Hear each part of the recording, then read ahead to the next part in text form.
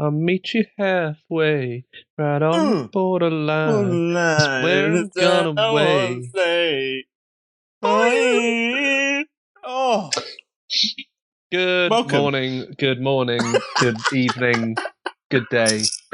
Wherever you may be in the world, wherever time it may be, whatever light it may be, wherever You've tuned you may be in, situated. and that's what counts. And that was You're here also your again. first mistake. Yeah, turn off. You know what I always liked? You know what I always liked was when, like, at radios, they were like, we're going to play the new one here from Cliff Richard. Don't go anywhere. We'll be back after this. As if, like, they're the drawer of the radio show. Like, sorry, we are contractually obliged to play music, but don't worry. I'm still going to be here throughout and afterwards. So hang about. That's why everyone's here right now. Yeah, everyone's here right now because they want to hear from us. They don't want to hear about music. Like, how dare you? They don't want to cross that line. You know, we are the main course, and we're going to have some starters, some aperitifs, some sides. Yeah, it's an aperitif, isn't it? It's an aperitif. Little side, little extra, little 1-2 here, 1-2 there. Next thing you know, a man who has never eaten dinner. We're in your front room and we're playing music. We've got a big show this week, Jake. We've got the return of live music. The return of the return, I mean, we've got a live music session basically to be played from our guest Buzzard Buzzard Buzzard. Well, that sounds exciting. Maybe I'll stick around. Maybe you will stick around. Don't stick around. We'll still be here. Don't go anywhere. We'll still be here. Don't go anywhere. Come on, Terry Wogan. You've got more dignity than that. Welcome once again, everyone, to another week of Down with Boring. It's me, Jamie. It's Jake, of course, as always. Hi. Hi there. We're having another lovely time. Jake, how's your week been? Been alright? Let's cut the shit, Jamie. It's time for the mailbag. There it is, right away. Let's cut the fucking shit. That's not what people are here for. They're here to hear their letters read out live on air by us. Exactly. So, Jake, what's in the mailbag this week? Two letters in the mailbag, Jamie. Two hard-hitting documents for us. Amazing. 2 manila envelopes filled to the brim. DOS letters, please. Oh. Okay, number 1. Letter uno is from James from Tooting Broadway. Hi, James. On the northern line, but far enough out that it feels a bit suburban. So, you know, a nice choice if you're getting a bit older, I feel. Yeah. A famous home of the Tooting Tram and Social, which, you know, there's a great Wetherspoons is there as well. Obviously, we don't support Wetherspoons. Let's not start shilling for spoons. Jesus, Jamie. Wetherspoons, if you are listening and want to sponsor us, please just drop us a message. Please, any money, please. We'll have it. Just a $5 stapled to an old fag packet will do. Just a few deals. Yeah. So James from Tooting Broadway says, yes. It's a shame that autumn's here. It really is getting darker. That's all James has written. That's all that he has said. So there's not even a question there. No. I mean, James. I mean, we just asked people to write in, so we don't necessarily ask for questions. So that's quite bleak, though, isn't it, James? Are you okay? Yeah, I'm getting a real single. Feel like he lives on his own. You know, maybe near Tooting Beck. You know, maybe near the big park, which in the summer is so lovely, but when it's raining can feel so desolate and empty. You know. So it's such a large mass with so few people in it, you know? Calm he down. Looks out across the windswept park and he thinks to himself, autumn is here. Listening to Sufjan Stevens as the rain trickles down the window once again. James is not wrong. How did you get here? You know? James is not wrong. It is getting darker out earlier. I guess the issue we have is because we've not really had a summer, to be fair, because we've obviously been, you know, there's the worldwide, situation, if you will. It means that, we haven't really fully embraced the summer. So it does feel quite odd that we're now back, in the mix of it. It's October now. That's odd, isn't it? Ugh, tell me about it. Spooky season, though, eh? Spooky season is here, everyone. And there's nothing spookier than living on your own in Tooting Broadway and realising that your dreams of being an international performer are down the drain. You know, James, give us a call. It's going to be okay. Yeah, keep writing in more than anything, to be honest. Please do. Yeah, please. Please do. Stay warm in these months. I quite like the cold, so I'm all right, to be honest with you. Oh, don't rub James's face in it. Jesus. Take care, I'm James. sorry about him, James. Yeah. We're here for moving you. We're swiftly here for you. on, though. Moving swiftly on. Alan from Huddersfield has got in touch with a more great name, a more middle of the road query. More of the standard. Okay. He's just gone straight in. He hasn't said hi. He's just said, "How many pillows do you sleep with?" Good question. I depends on the what's the phrase I would use? The density of the pillow. How big is the package, if you will? Well, I guess not your like pillows at home is the main. What's your situation? Well, so I am a 3-pillow man because I've got 2 pillows. Yeah. I've got 2 slim That's boys like and I've got a bigger boy. Fall of Rome levels of decadence. That's like Marie Antoinette in the fucking Palace of Versailles. 3 pillows. I've got two slimmy boys. I've got 1 biggie boy, and then together it all works out. So it's basically 3 pillows. It's 3 basically pillows. 2. No, because they are separate, but at the same time they are slim. 3 pillows. Yeah, and I also hide a pea at the bottom of one every night, just to see what happens. Hide a pea. Yeah, have you not seen the read the tale of the pea in the pillows? You not heard about this? No. Have you not heard about this? It's a famous, isn't it a famous like fairy tale? Isn't it? Have I got this mixed up here? I have no idea what you're talking about. The princess and the pea. The princess and the pea. Come on now, play the game. All right. Are you going to elaborate at all? Explain. So, I'm not going to go mad into detail. So, a prince wants to marry a princess, right? But he's struggling to find them, right? Because he doesn't know if they're real princesses or not. Because that's a bit judgmental. This guy sounds like a bit of piece of work, really, doesn't he? So one night he meets this young lady, who is like in the rain, and they welcome him in, and she says that she's a princess, but the prince's mother doesn't believe her, right? So she like tests this girl. Well, why does it matter? If she's nice, if she's intelligent, getting on with them, good looking, there's a bit of a spark there, who cares? So she puts a pea in the bed, like underneath the bed, right? Right. And in the morning, she's like, "Oh God, I had a really like restless night. Like I don't know why. Like it's just like really really bad. She had like a bruised back, and basically she passed the test because the pea did so much damage on the bed that she was fucked. A long story short, So how did? Yeah. So what did that prove? That she's had such a pampered life she can't even deal with a pea? That's completely correct. Yeah, that's the one. Wow, that's the one. And then the 2 marry. So for any of those out there looking for dating advice, stick a pea in the bed next time you have someone over. See what happens. So just piss the bed when someone's around and see what happens. Yeah. If they kick off, you know that they're not lying to you. Yeah, they're a princess. If they've never had someone piss in their bed before, they must be royalty. Because if you don't kick off, I sleep with 2 pillows. By the way, just you're a 2-pillow man. Yeah, but quite slender. Of your pillows. They're quite slender. They're slender pillows. Yeah. Jesus, mate, I need to be risen a little bit. Well, I need some air. Actually, he's asked how many pillows you sleep with. I sleep on 2 pillows, but I sleep in a bed with 4 pillows because it's a double bed. So, trick question there, I guess. I sleep with 4 pillows. It depends if you are, talking about the randy. Are you going to try and say the duvet is a pillow? Is that what you're going to say? No, I was about to say that the term "sleep with" can be deemed as a randy expression. So it seems to suggest.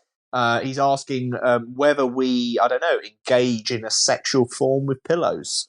Yeah, I do not. You got any news? Oh. Yeah, brand new music news.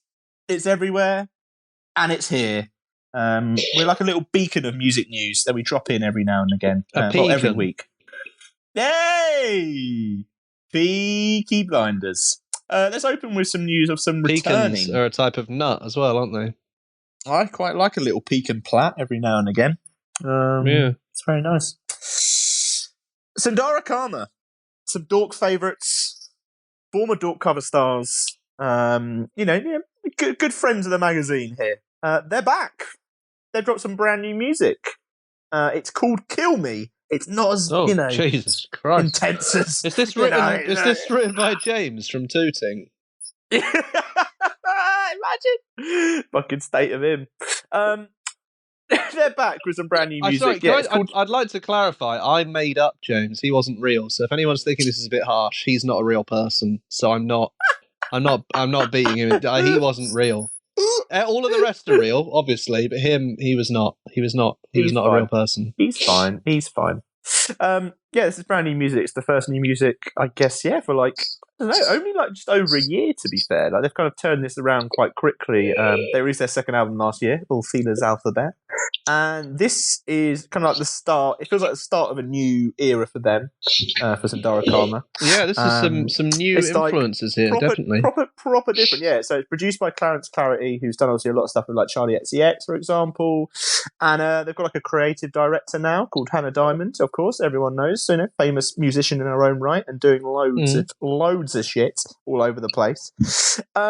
It feels like it's like a start of a brand new era for them. It's different in sound, like you kind of can hear that they've kind of really like grown and moved in a certain direction.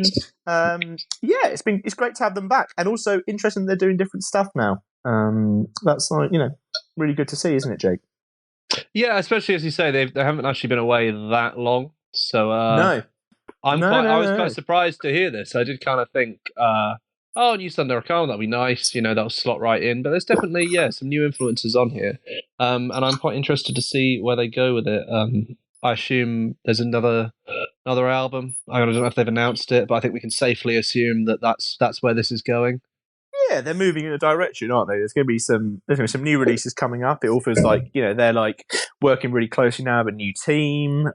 They're signed, they're back signed with like Chess Club again, obviously famed Chess Club Records. So it's really really interesting to see where they go from there. It feels like they're really taking a step in a new direction, and also they're just like bloody great. They're a bloody great band. So let's stop the chit chat and get to the tunes. It's Kill Me. Sundara Karma.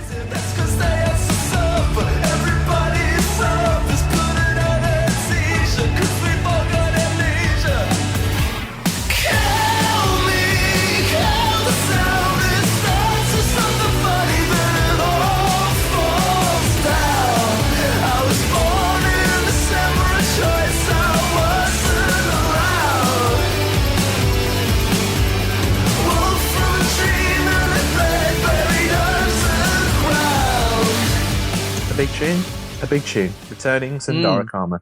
Lovely stuff. Do you want some more music news, Jake? Because I've got some more.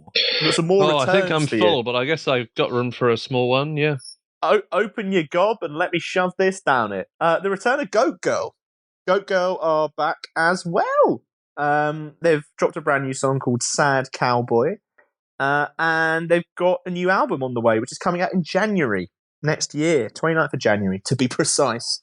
The new album's called On All Fours, and it's kind of like their first new music, in a while now. Kind of like they've, obviously Goat Girl came with their debut album, like really interesting and like I guess like I don't know, like different and diverse record. Don't get me wrong, I feel like they ended up being grouped together with like a lot of people in that, that South London Windmill Brixton. I think it's one of those weird ones, isn't it? Where these groups are done geographically rather than sonically these days. It's like the ones coming out of Ireland, hardly any of them sound similar. And I think with the South London scene, I think what's become more apparent over time is that none of these bands are like the other, really.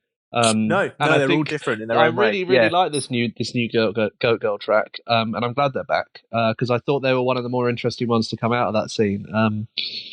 I think them and Shame were probably the Oh, and well, sorry, but they were North London, weren't they? This is what I mean. The whole thing falls apart under any kind of scrutiny. But they're very good, and this new track's very good as well. And the debut was very good, so I guess they're just very good. Very good, eh? God. I guess as well, like this definitely sounds like a progression as well. It sounds like they're, kind of like expanding their sound a bit as well, which is really interesting. They've teamed up with Dan Carey off of Speedy Wonderground fame to produce the album. And yeah, it's one of those things, that first album, you really didn't know where they could go next because it was so open, like in a really good way. It's like, they could go on and do anything. There were so many different styles in that first album. And they've gone with one which, in a lot of ways you couldn't really see coming either. Like, it's a really interesting one, and yeah, like you say, out of that kind of like scene, they're definitely one of those where you're like, they were the more interesting acts coming together. So yeah, new album next year, 29th of January, Go Girl Back, and Sad Cowboy. Let's have a listen now. Yeehaw. The heavy beating on the moon, the sun when time comes soon, and now never starts alone. Slipping on, it comes and it goes. The feeling we're told cannot be solved. It's slipping on. Sad cowboy. The worst kind of cowboy. You know what I've got? Yeah. I've actually got something that could cheer a cowboy up. What could cheer a cowboy up, Jake? Well, Jamie, first of all, I'm going to set the scene, right? Right, okay, got it. How many toilets has Robbie Williams got, Jamie? Well, famously, Robbie Williams has 27 toilets in his home. Quite a big batch of toilets. How many toilets do you have in your home? I have just the one portal for fecal discharge. Yeah, if you will. And say you were on a plane. How many toilets does a plane normally have that you could access? I mean, it's either one or two, depending on the plane. It is, one or two. So you've got one toilet. A plane probably has two, and Robbie Williams' house has 27. And yet last year on a plane, Robbie did something which I don't think you ever will have done, at least not in your adult life. He did a big shit in his hands, Jamie. So Robbie Williams he was on a podcast called The Secret's Out. Not as good as this podcast, but I hear fine.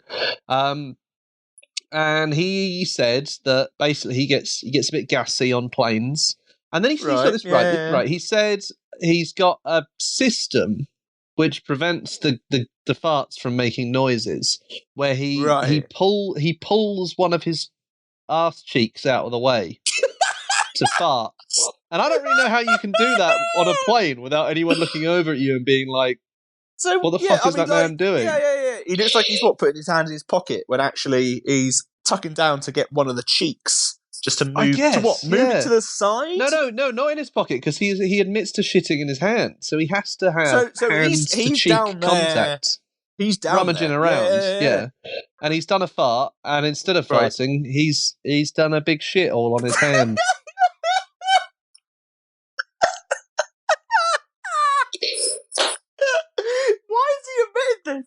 Why has he come out and said it? Did they have evidence against him, or was it just off his own back?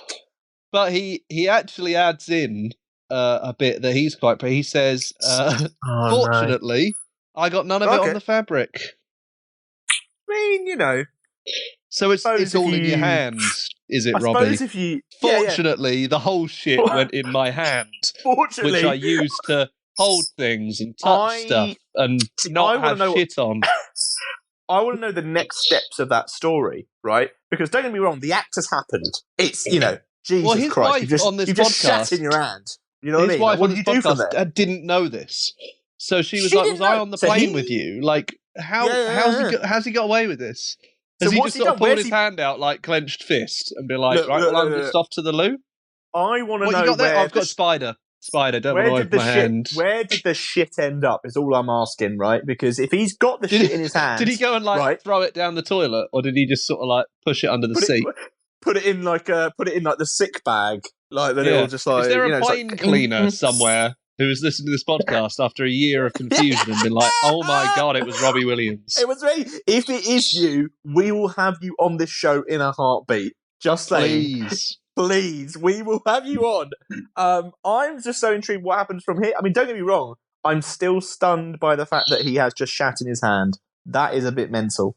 But had to happen to Robbie, didn't it?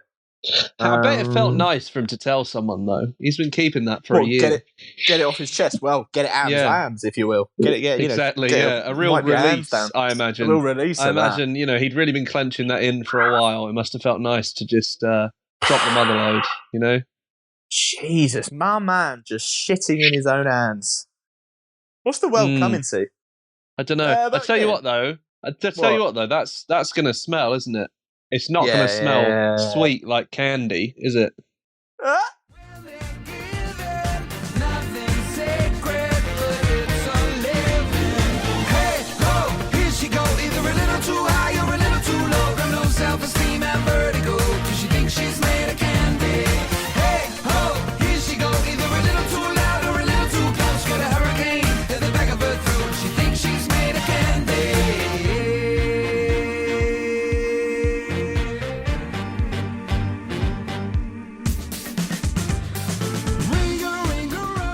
And that was Robbie Williams. And here he is, Robbie Williams.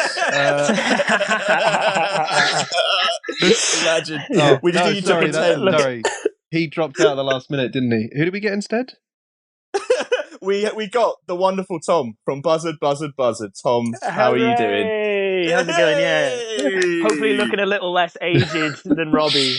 Robbie actually dropped out because he heard you were in the running, and he went, "I can't stand up to that." You know? He got the fear. You know what? I saw a video of a band. I can't remember what are they called. They're called like the what's that? They starts like that. I can't remember what they're called. They're like a really big rock band. Like they're kind of like 70s rock vibe as well. And the singer has like the same haircut as me. It sounds like Freddie Mercury. The Struts. So you think of the Struts? Yes. Yeah. And they did this song with Robbie Williams, right? Yes. And they have. And have you seen? They did a live performance of it, right?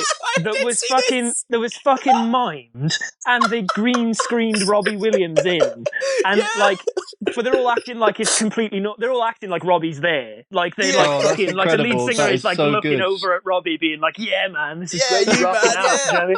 But he's not there. He's so obviously green. He's like an inch taller than everybody else as well. He's like, I love how his production team were like, "Oh yeah, sure, Robbie can be in it, but can he be 3 foot taller than everybody else?" Is that right? Digital effects. They're just setting over his height for the green screen. Like, yes, so he's 6'9". Yeah, he can dunk. He can dunk for sure. He can definitely dunk. It's amazing stuff. Oh no, I remember that performance. Jesus Christ, yes. Oh Lord. Yeah. And I like, the power of green screen, but we use it over audio. We use that every single week. And that's why. Well, I look like a giant, and Jake looks like a statue most of the time, which is wonderful stuff. Wonderful stuff. Tom, stuff. How are things? How are things in the world of Buzzard Buzzard Buzzard? How have you been keeping? We're always concerned for people's well-being. We just want people to be all right. Yeah, of course, and it's very necessary at this moment in time as well, because everybody's fucking awful, obviously. But yeah, no, we've been okay. We're really lucky because we've got a studio, so I'm in our studio now, which is really cool, and so we're really lucky in that regard. So we can still sort of make music, and we got a place to come and stuff. I swear to God, I came here this morning with the intention of doing work. I'm a producer as well, so I was supposed to be doing mix work and stuff like that. And I've been watching tutorials on how to get the best compression sound. Do you know what I mean? Super nerdy, hi-fi production tutorials. Yeah. I just haven't mixed anything, and I've had to give bullshit excuses to everyone I'm supposed to be mixing for. So now they can hear about it on this podcast, which is great. So I'm really sorry. Don't worry, no one listens. It's fine. Don't ever find out. Very good. That's like a stock podcast joke, right? That's the bet you pull that one out all the time, right? So all day I said that I was going to be doing podcasts, but I've just been on really nerdy podcast stock joke tutorials. Just been checking it looks like out. they're working. Yeah. It looks like it's working, yeah. man. You're doing well. But it's more, thank you very much. We've got to try. We're just pushing this machine up the ship and seeing if we go over the edge. But we haven't yet. So it's happy days. Yeah, it all sounds pretty pro. It's all going pretty well, so far. This is it. Thank you. We're going to soundbite you now for the next few months because we need that support. That's I guess that's what we've got for the poster. It all sounds pretty pro. I mean, we've had worse. We've been called like the darkest corners of the podcast world on this show before. I think just of the internet in general, actually. It was the whole I don't know. internet that we were the darkest corner. I've seen darker places of the internet, boys. I think that. Yeah, you haven't started. You never know. Yeah, see where we end up. But I guess, over the past few months, obviously, you put out, your debut EP, which in the middle of summer, the non-stop EP. What was that like? Putting it out, Don't get me wrong, very different to how you probably imagined it. But how was that? Yeah. I was really happy for it just to come out generally. I think because I recorded it. This is quite like a kind of like massive ego trip of a thing to mention, but like I recorded it like 3 years ago when it was just me and I played everything on the record. So it's good. It was great just to finally see it come out. Do you know what I mean? Because we were looking for a partner for it for so long, for somebody to put it out with, and it felt as everything does in the music industry, it always feels hopeless right up until the last second. And we found Communion, who were like our fucking knights in shining armor and all that. So that was really good. So it was just good to get it out, to be honest, and just to be able to be creative with everything that you want to be creative with when you put out some form of record, with like the cover art and the promo and all that sort of stuff. So no, it's really good. It's just good to see it out, and it also means it just marked a time where we could move on and start writing new stuff and start recording new stuff, because then we just had that stuff in the bag for so long. Very, very, very good, very good. Nice. I guess you've just been like waiting to kind of get that out now, and I guess it's like a line in the sand, isn't it? And you're like, right now you can crack on with other stuff, Yeah, exactly. I mean, there's a lot of industry lingo that goes along with that sort of thing. Do you know what I mean? It's our initial statement as a band, and all that sort of thing. Yeah. So that's all that stuff is really important to establish. And I think by releasing it and stuff, we've just had like such an influx of like people who are really, really into the band, which like warms my heart indefinitely, because it's just like we've just had this huge amount of growth in terms of who's listening to the music and stuff. And there's something that people can point to now as like a kind of monolithic figure of like who we are as a band. And it's kind of it's a good reference point for people who enjoy the band. So no, it's very good. I feel very honoured. Lovely. And also, I guess you've also been knocking around on Beautiful Domes. Talk to us about Beautiful Domes. We're in an animated show. How has this happened?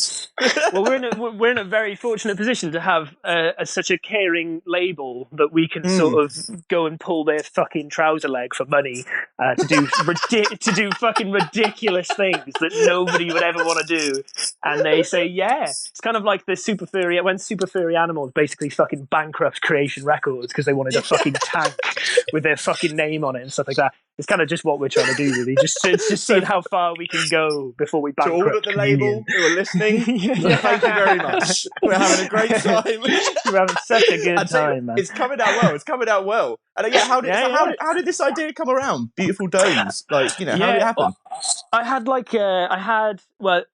Our manager is like a creative director as well. His name's Edwin Burdis, and I work with him on a lot of the creative stuff. We do a lot of the videos and stuff that we do. And we were thinking about just like a creative way of trying to tide over the time that we've got, because obviously this whole thing happened, and there's loads of there's basically I think whatever's happened has just created this weird bargain basement economy in the music industry where it's like everybody has to do live. Like before, it was it was ridiculous that it was fine, but before you could just play shows, be excited all the time, be great at TikTok, have an online media presence all the time.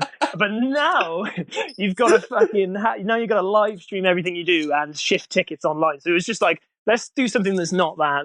How can we be creative in doing that? And we're both big fans of Bagpuss, and so we were that's a really cool thing to do, and we could kind of do this I think it started with the initial idea for the intro thing. It's if we did a kind of anti-Bagpuss thing, because the Bagpuss intro is kind of this is British anti-Bagpuss. Creative idea. Would you have that written on a whiteboard while you were brainstorming? Yeah, it's somewhere around here. Yeah. Because like the opening scene, the intro of Bagpuss is like, oh, all this beautiful like British life stuff, like classic dolls and lovely British streets. We thought like we could do that, but with like, you know, people sleeping rough, and like you could just really identify with like how shit everything's gotten since the 70s, because everything was fucking great back then. Bagpuss, mate. Bagpuss, you had Bagpuss. What the fuck else did you need? Bagpuss didn't know what he had, you know. he definitely Do you think didn't. Bagpuss would be a racist if he was alive now? Absolutely, for sure. Yeah, me too. Yeah. Look at. I mean, you could just get the vibe: red in the face, bloated. Yeah, you just know he's gonna be. Of his former self, shitting on his legacy. On LBC twice a day, doing a phone-in call show. He's a fucking classic Nick Ferrari type. He is Nick Ferrari. Oh yeah, he is for sure. Yeah.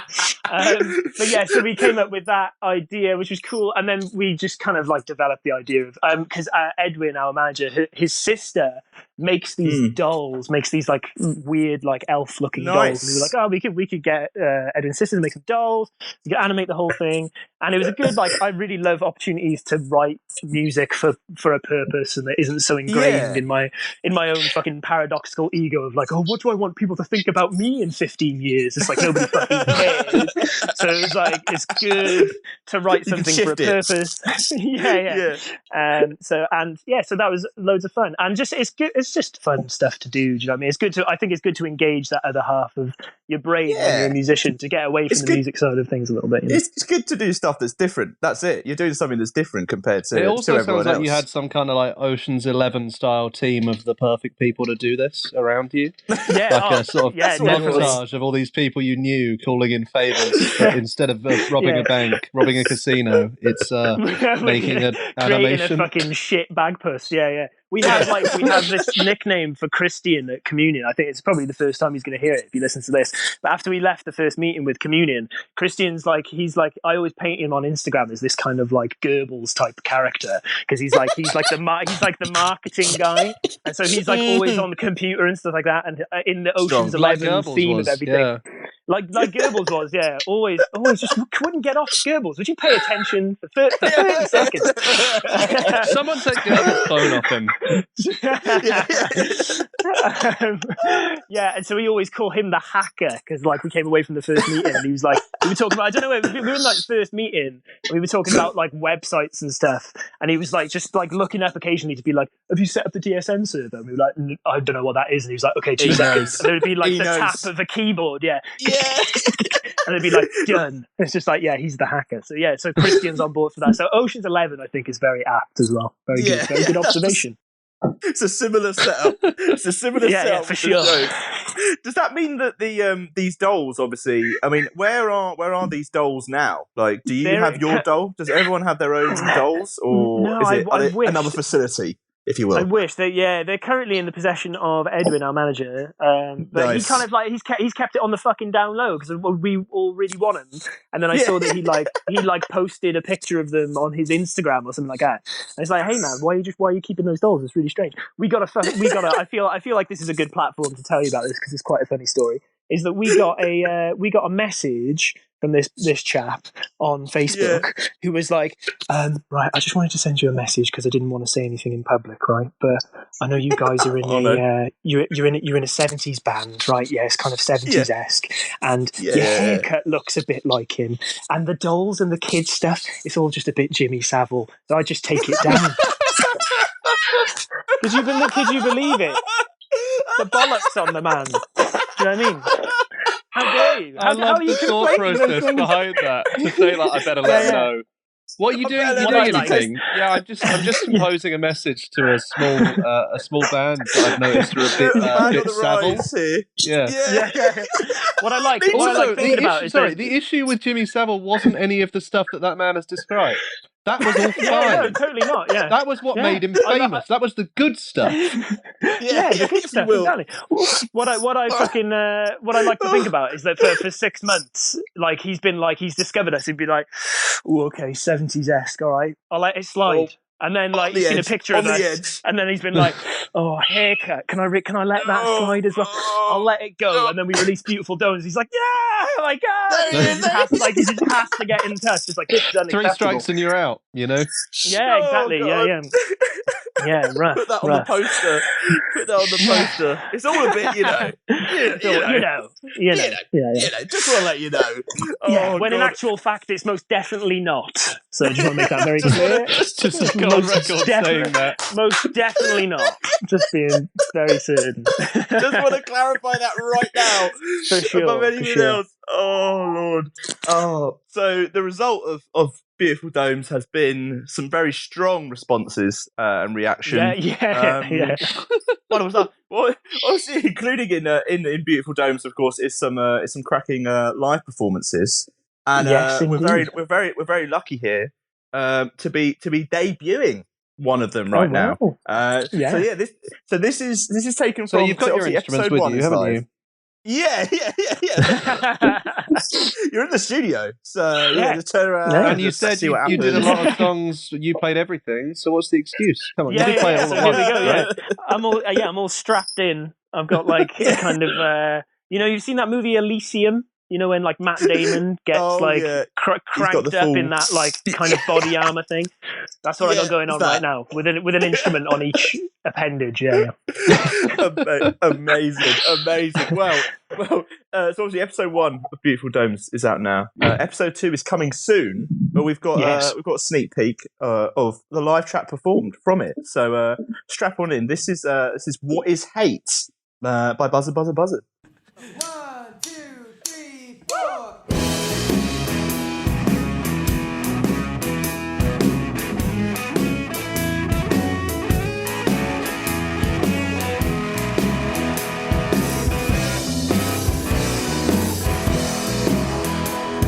Well, hate, what is hate? Is it served on a plate? Can you feel its behavior in a fascist dictator? What you say?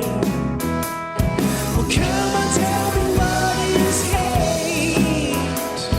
And faith, what is faith? Does it make you behave? Is it the God sent savior of a hateful behavior? What you say? Well, come on, tell me what is fate? Oh, come on. Can't you feel the love in the room? Hate is a rusty knife and love is but a magical spoon.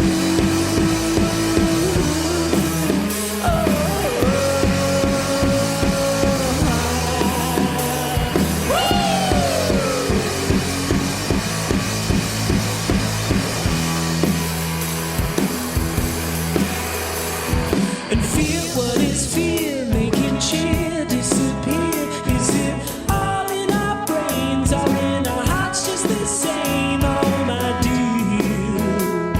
Well, come on, tell me what is fear? And greed, what is greed? Is it planting a seed just to share with no other? Not a sister, not brother, don't you see? Well, come on, tell me what is greed? Oh, come on. Can't you feel the love in the air? Hate is a scowl in the dark, and love is but a passionate stare.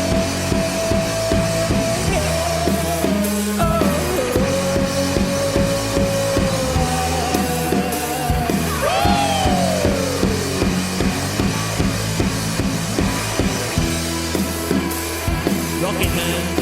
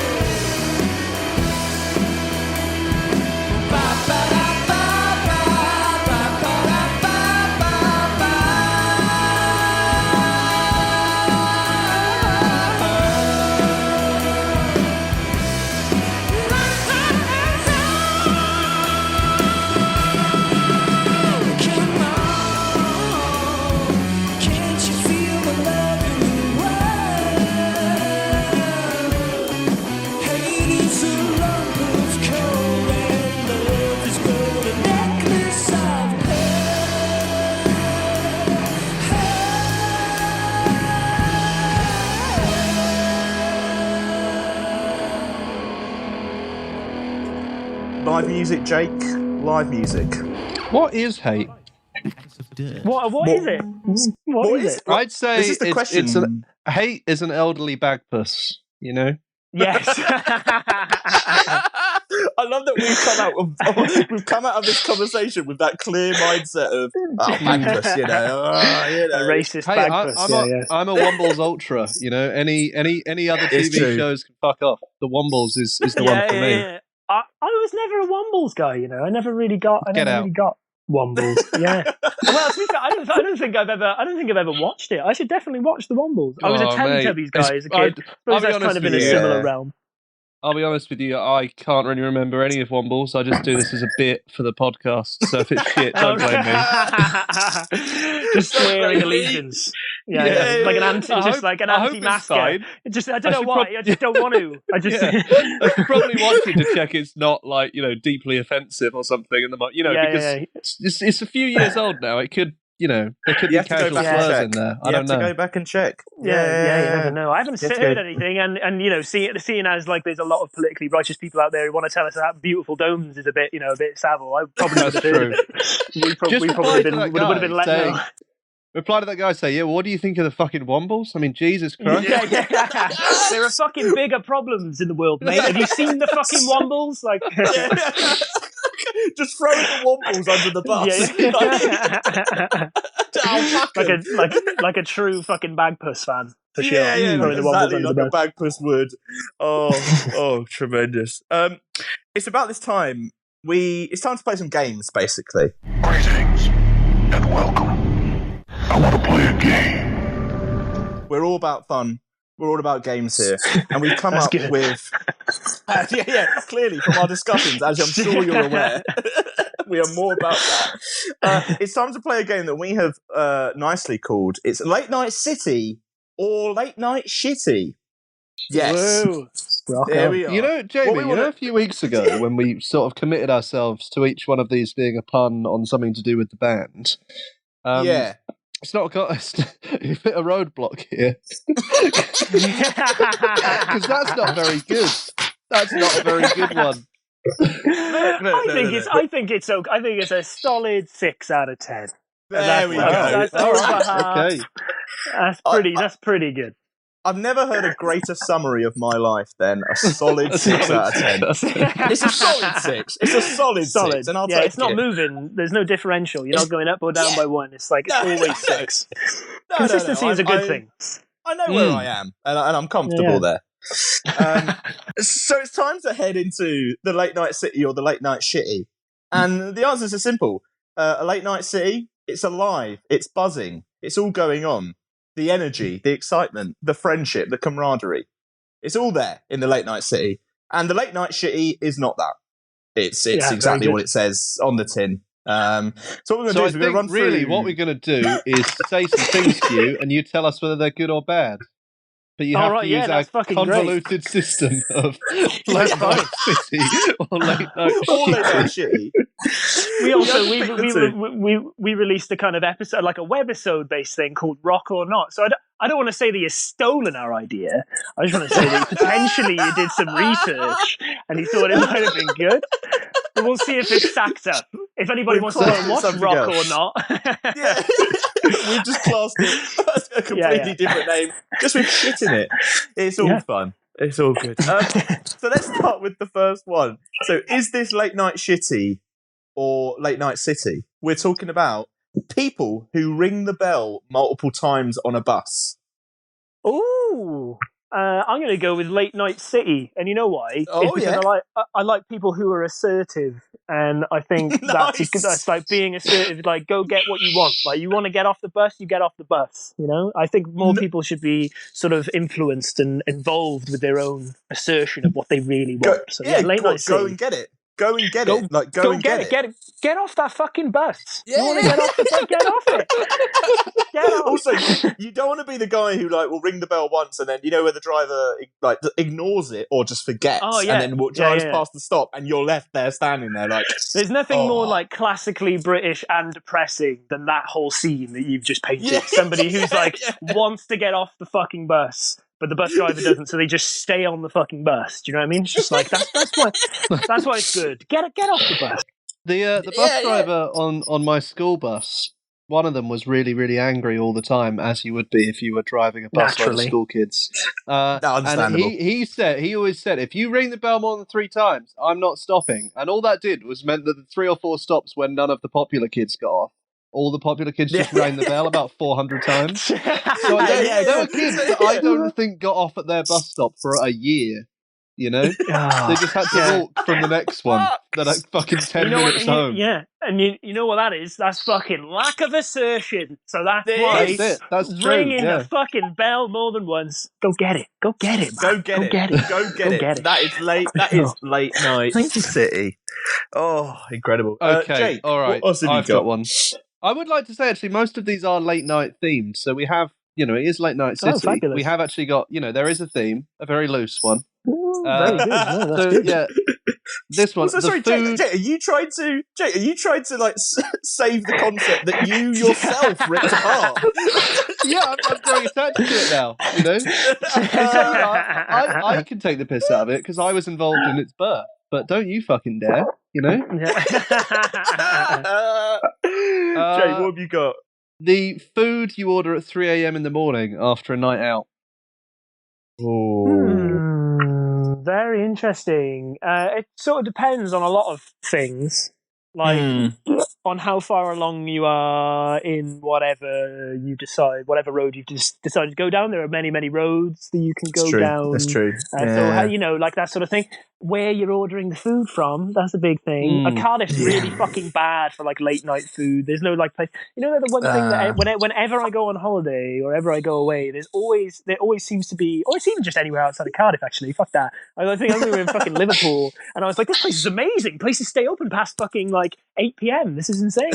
And, I think in Cardiff, that sentiment would be late night shitty, but anywhere else on the fucking planet would be late night city. I think, depending on what you can get. Yeah. I think that's fair. But at 3 a.m. in the morning, you are, the choice there is. There's nothing worse than ordering the food and then getting woken up by the doorbell ringing and being like, I didn't need this food because I've just fallen asleep on the sofa. So.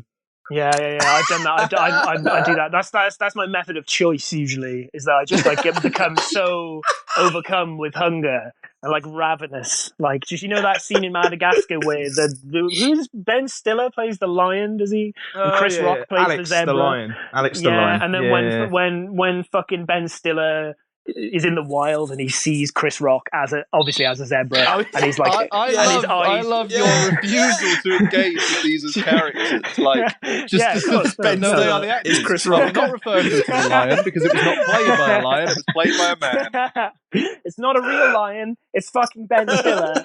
So when Ben Stiller sees Chris Rock and his eyes go all fucking wild and his teeth finally come out, that's kind of what I get at about 2:30 when I get a hankering on, and then I do eventually. Because also the service in Cardiff is awful. It takes like 45 minutes to an hour to get in. Well, I don't know. Where are you guys in London? Surely that takes the same amount of time, doesn't it? It's hard to get around.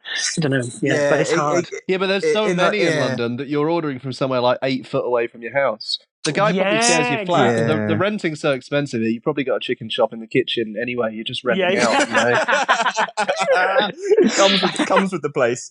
It comes with the place. Oh, tremendous. I've got another one. Cool. Open mic nights. Is it late night city or late night shitty? Now it's big time late night shitty, straight up, straight off the board. Forget about it. Don't like anyone sharing your limelight. No. Nah, it's all about me, brother. It's all about me.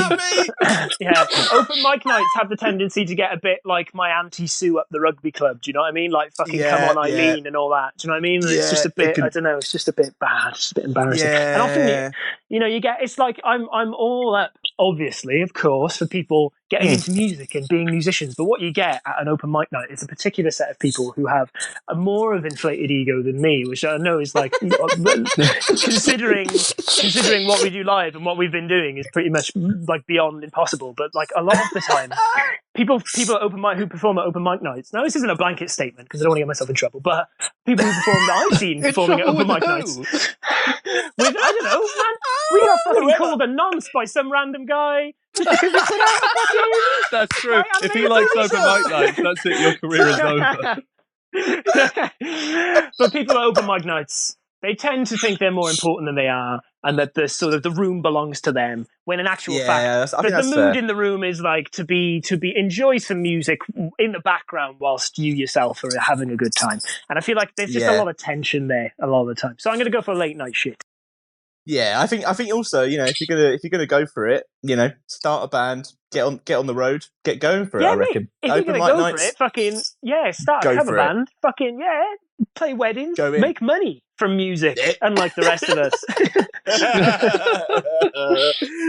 Late night, a strong late night shitty, a strong one, yeah. one. Okay, a bit more niche, but one I hope you'll have an opinion on. People that spend ages drying their hands in the pub toilets. Ooh, only one hand dryer, and they're thorough. They're being thorough, I'm gonna go. Well, this is a particularly complex one, right? But I'm gonna go with. On one hand, see what I did there. Late night shitty, because I think that blow dryers are disgusting because they blow fucking germs all over the fucking room. It blows shit everywhere. It makes the fucking whole room disgusting. You breathe in other people's feces. Counterpoint. You've just washed your hands. Your hands are the cleanest they will ever be. Come on, level with me. Level with me, brother. How many times have you been in the pub and you've seen old Johnny Boy come in and dip his hands underneath the streams like once or twice and he goes and dries it? I've actually read an article on this. And apparently a lot of the stuff about germs from hand dryers is funded by paper towel providers. You're in the pocket of big paper. Right, here we go. Here we go. All this time I was a dirty capitalist pig. Man, that's wild. It's like, do you know that breakfast is the most important meal of the day? It was a Kellogg's thing. Did you know that? Yeah. Fucking mad. Diamonds as a wedding ring is a De Beers thing, I think, as well. That's not even traditional. They made that up. Wow, it's crazy. Also, Santa, not real. Fuck off. Fuck off. He was invented by Coca-Cola. Jesus Christ. Yeah. Man. But also on the other hand, because I don't dry my hands, I'm sort of leave the toilet like E.T. the way that E.T. holds his hands, do you know what I mean? And just let them dry over the course of like 10-15 minutes. I'm kind of not really involved with the hand dryer. Yeah, so because I'm not really involved with it, I'm ambivalent. But because of the former, capitalist or not, I'm going to go with late night shitty. I think that's fair. It's that logic. I don't, but such is the nature of the game. So, that's capitalism 101, baby. Nothing's fair. That's true. Yeah.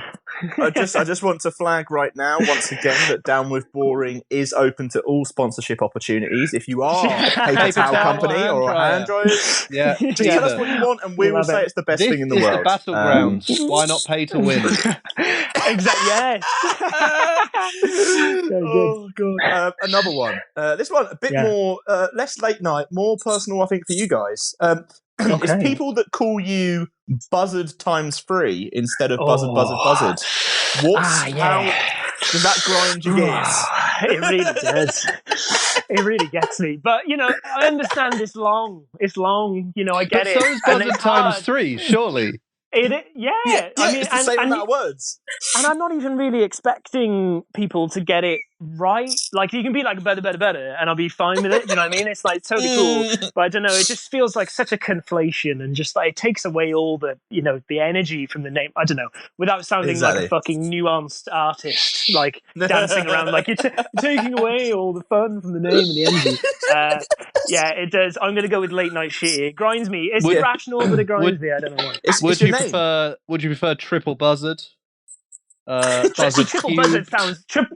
Triple buzzard sounds rock as fuck. So I'd enjoy that. That'd be fucking great. That's actually shorter, unlike Buzzard times 3. So Yeah, I didn't even realise that it's the same amount of words. That's fucking wild. That's very cool. It's a triple buzzard it is. Triple buzzard, yeah. Henceforth. Triple buzzard. Sensational. Missing the last train home and having to get 4 buses instead. Oh yeah, obviously. That's who enjoys that? Who's like you fucking? get to sightsee, don't you? See the city. Who's fucking? Oh, who's Like seeking that out? in the Time to morning. drink a bottle of water. Yeah. Comfy seat. Who's fucking walking to the train station and be like, God, I hope it's fucking bus replacement. I Yeah, hope but I really hope it think, counts. right, think about it this way. You've missed the last train home. You could have been out for another 3 hours having the time of your life. Is it worth it to get the buses home, or is that a miscalculation? Well, have you got somewhere to stay? I feel like that's not integral to the question, you know? I think, yeah, it's a late night shitty for me. Also, we were just talking about the whole bus thing and how you've got to be so assertive. Do you know what I mean? Like, I don't think it's fun. On a train, you don't have to ask the fucking train to stop. Train stops for you. It's fucking great. That's good. That is one of the good things about trains. One of the many. In comparison, very smooth as well. No rocking back and forth. Yeah, me and the guys have always kind of when we were on tour and stuff before, we were always messing around with the idea of if we could get some kind of big tech guy, not Elon, but maybe somewhere one of his subsidiaries, in between, yeah, to look at the idea of Elon and Bill, one of the two, yeah, one of them, not asking for much, to try and sort out a kind of gyro kind of system inside the van. So the van is going like Bish, our driver, is going like 170 down the M4, right? He's got a lot of care in the world. He's fucking dinging it round corners. He's getting 90 degrees right on some of these bends. But we're sat in the back having a few tinnies, not even fucking moving. Can't feel a thing. All the gyros doing all the work, keeping us stable. No. Can you visualize it? I can see it. So it's like an unmoving. Yeah, it sounds like you don't need to outsource this. It sounds like if you outsource it, you lose out. I mean, why don't you just get going? Yeah, it should just start it. Well, we worked out that it would only work if you had a van that was twice the size of a normal van, both length and width. So you would have to straddle. Yeah. You'd have to straddle the lanes, which you kind of have to have means the van inside the van, wouldn't you? To make the gyro. Yeah. But the most important bit I just want to emphasise is the gyro. That's the technology there. The gyro is the big winner. Yeah. For sure, we're not the winners. the real winners is the gyro. Is the gyro. As always, every time. As always, the real winner is the gyro. All hail the gyro. We've got only a couple more left, but here's one. People who start singing on the last bus home. How do you feel? Ooh. Late night city, late night shitty. Or I find the last train home. Yeah, obviously, famously. I guess it depends. I guess it depends. It depends on. I guess it depends on your mood. Jamie, you don't get to answer this. We don't care what you think. It's a conversation. I'm just putting it out there. Boys, much like a gyro. Okay, there's a lot of moving back and forth. Okay, it's an open discussion. What I would say is that being Welsh and being from the Welsh heartlands, I don't think you can ever really be either intimidated, put off, or disgusted by anyone's public display of like singing and like jubilation in that way. Of course, save for an open mic night, obviously. Yeah. But on a train, I'm going to go for late night Steve. Just vibing, man. Just vibe it. Have a good time. Yeah. Have a great time. If it captures the right moment. It's wonderful stuff, Yeah. It's wonderful stuff. Unless it's like some fucking horrendously like racist song or something like that. Obviously, I'm not going to commend it after this guy messaged Jimmy Savile. For sure. Every angle has to be anticipated. Yeah, whoa. We're not that. We're not that. Let's just clear that up right now. Yeah. Oh god. This is the big. This is the platform that we're using. This is to clear the air. This isn't because we want to promote beautiful domes, guys. I want to clear the air. Yeah. This is like Buzzard apology tour. We're sorry. Armstrong went on Oprah. Just like I've got to get it out. I've got to just get it out. We are the Oprah of the UK. I've always had that feeling. Yes, famously. Yeah. Clearly. Oh Lord. Right, the final one here. The final late night city or late night not as goodie. is play their game. I am. Well, I'm not, famously. Late night TV jackpot shows. You know, you get home, you turn on what you think is BBC Two, but it's just some bloke there with a roulette wearing a waistcoat. You've been duped. Yeah. I'm gonna straight off the bat. I fucking love those things. I straight up love. I think it's Late Night City, but also like I was thinking that made me think straight away. Like, have you ever, you know, when you've got you've been like maybe when you were like, oh, what were you doing? Like maybe going on to chat roulette when you were a younger person, right? Unless you go on chat roulette now, which is fine. But you get these like ads that pop up, and there's like this one guy who's like, I'm going to show you how to increase value in your life. I'm going to make you a millionaire within 2 weeks. And then it's just like, it just goes on and on and on. Have you ever watched one of those for like more than an hour? It's like, it's fucking insane how much they fucking like, they drag, like they just dangle this carrot for so long. It's like actual artistry. Like I swear to God, you look at the like the fucking statue, like David. And I look at that, and then I look at that ad, and I'm like, man, that's equivalence across the board. It's exactly the same to me. Yeah. It's fucking, honestly, you should watch one of them. Would you ever take one of them on tour with you? Because I mean, my God. Oh, for sure, yeah. And they could just open up for like 4 hours. They could just keep riffing, just keep going. And you know what the sick thing is about it? Is everyone would fucking stay. Nobody would leave because everyone would be like, I want to be. They'd be there like, do you want to see a band play this stage? I'm going to give you 5 steps in my free booklet on how to see a band.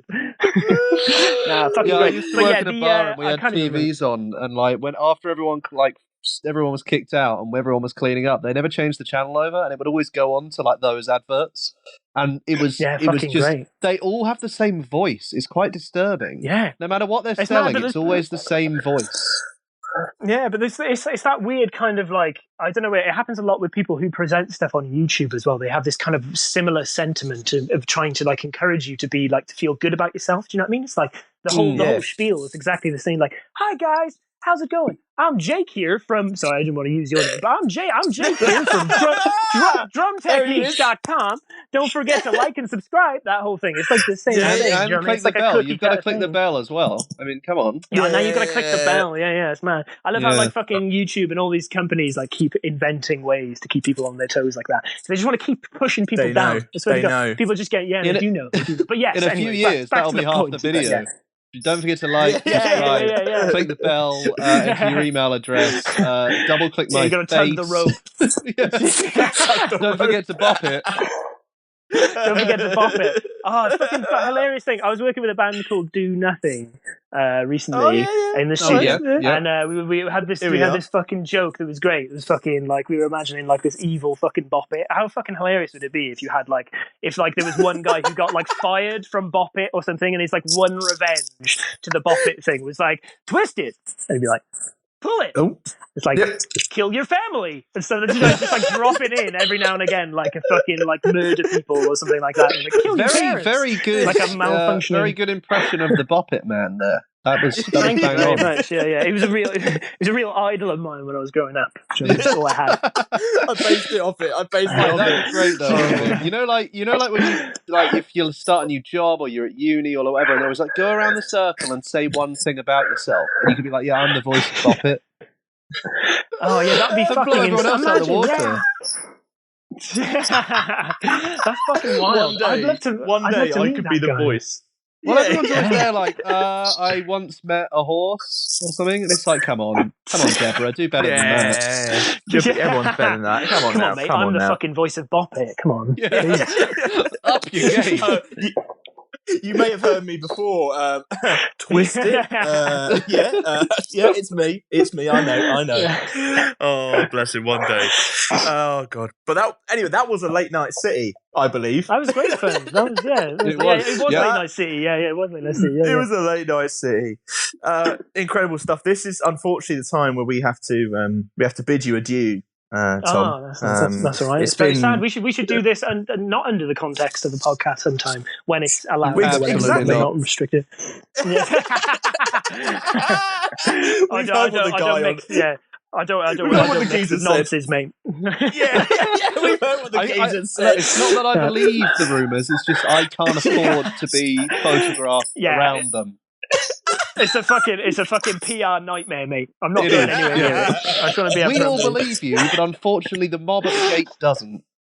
Clearly, they're messaging you about it all the time. It's been a pleasure. It's been a wonderful one. Beautiful Domes episode 2 is coming out soon. Keep an eye out. It's in the future. In the future. So to bid you adieu, we're gonna play another live track, live music. It feels like you're there, isn't it? It's like you're there. It really is. It's like you're there. We're going to play Stockholm City Rock, which is from the first episode of Beautiful Domes. Tom, thank you for coming in. Thank you we will so catch much. you very soon. My pleasure. Goodbye, sir. Goodbye. Non-stop to Stockholm City. My eyes are tired and my palms are sweating. Could you believe I wasn't born in the city? I left the other and I don't regret a thing. Can you feel it rising? Just like you knew you would. No use in you disguising. Just like a young man should. Stockholm City Rock, Stockholm City Rock, Stockholm City Rock, Stockholm City, Stockholm City Rock, Stockholm City, Stockholm City Rock, Stockholm City Rock. Non-stop in Stockholm City. I feel like crying and my fingers are freezing. Can't believe I would leave home, it was so easy.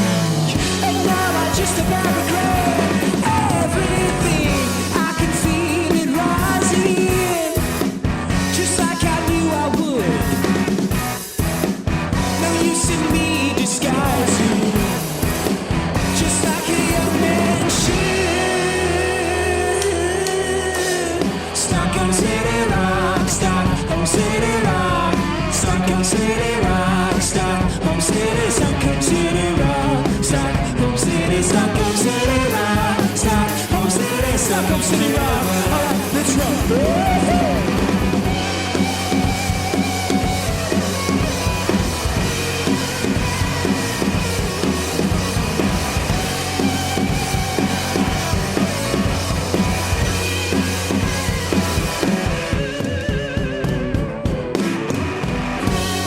Late night is all the time,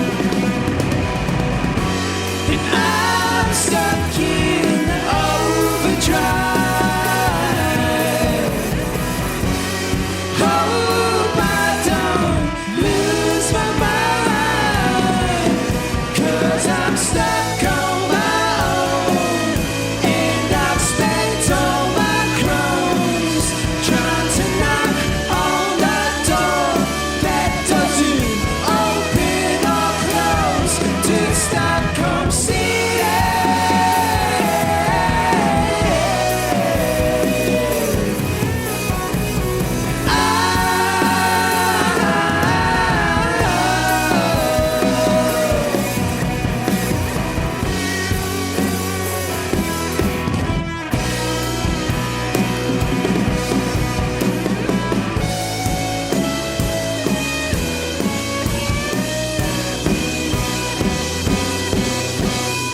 Live music. he's gone. Live music. Yeah, he's gone. Live to play music. some more live music. And probably Bless him. clear his name to anybody on social media who's proclaiming that he is in any way associated with. He seemed to be, really keen to bring that up. So I don't know what's going on there. we did not press him. Late Night No. City. I'll tell you what was Late Night Shitty. We should have brought up the fact that the Robbie Williams shitting in his hand thing, because that was Late Night I didn't want to Shitty. scare him off. I didn't want to open with that. You know what I mean? Yeah, understandable. Mm. Good to have some live music as well. I think that's our first live session on the show. Great. Yep. Didn't really have anything. Can't really add any more to that, I'm afraid. Good on Tom Buzzard Buzzard Buzzard, or Triple Buzzard now, as they will The forever triple be known. buzzards. Yep. Lovely to have I'm him going to call on. it Buzzard times 3. Tom, if you're Here listening, he is. Buzzard times 3. Great name. Love it. New music, everyone. Let's talk about some new music. I've got that a is back song every week. I want to What have open you up got, with a song. Jake? So, I wanted to open up with this because I wanted you to feel at home. I know you might have had a tough week, and it's like when a cat is in a cattery and you take their favourite blanket along, right? Yeah. Right. For this month's cover feature, you journeyed deep into Bedford, didn't you? Bedfordshire. I certainly did. You made your way down the country lanes and you met up with friend of the magazine, Alfie Templeman. Big friend of the magazine. Yes. Yeah, and maybe you're missing that at this dark, windy day. So my first track is the new Alfie Templeman song, "Forever Isn't Long Enough," which is what Alfie actually wrote it. The title in relation to you. Like, forever isn't long enough before I see you again, because that was horrible, and I don't ever want to repeat it again. Okay. I mean, we had a very lovely time, as mentioned. You had a lovely time, but new issue of Dork is out now. It is with young Alfie Templeman on the cover, and this is a tune. This is a real absolute tune, and I think what we've kind of been saying for a while is Alfie kind of just keeps getting better and better, doesn't he? Really, like he just keeps upping his game. See, I don't know about this because, like, I know that he's listened to a couple of them, and I feel a bit weird bigging him up now, knowing he could be sitting at home listening. It's all right. So what are you going to say? So what are you going to say? I don't know. Yeah, it's decent. It's nice, mate. Well done, Alfie. Yeah. Fucking hell! What an endorsement over here. You got to play it cool, haven't you? If they're listening, play it cool. Have you listened to our own show, mate? Have you listened to what we talk about on here? You got to start somewhere, haven't you? Cool. We just called Backwards racist. What are we doing? This what we're doing is we are shitting our reputation into our hands and clapping on a plane. That's what we're doing. Sounds about right. Shall we listen to this song then, shall we? Yes, let's. I don't want this wave to stop, 'cause forever isn't long enough. I don't want this wave to stop. Oh, it's over now. It's over now. It's over now. It's over now. It's over now. It's over now. It's over. Good old Alfie Templeman. Love that song. Really good one. Nice pick, Jake. And I do feel like I'm now back in Bedfordshire. I feel where everyone wants to be. Yeah. Shall I drop it? A little? Got a little song for you. Yeah. That's the format. That is the format. Let me talk to you about Coach Party, a band. Oh, mate, great. Where are we going? Well, I guess the Isle of Wight. All right. Can we stop at services before the ferry? Because the ones on the like the toilets on the ferry are always so busy, and the food's really expensive. Yeah, but the ferry's quite nice, though, isn't it? It is, but I want to enjoy it. I want to be ready and refreshed. You want, yeah, okay, I get it, because, I get it. Well, okay, then, yes, we will stop off on the way. Good, because we're on the way as well. To see a band that kind of I guess we've been really drawn to this year. Also helpfully titled Coach Party, who've got a new song called who've got a new song called Can't Talk Won't. This is kind of the first they put out obviously an EP not too long ago, and this is some more new music from them, and it just sounds like they're getting sharper and sharper. It's big hooks.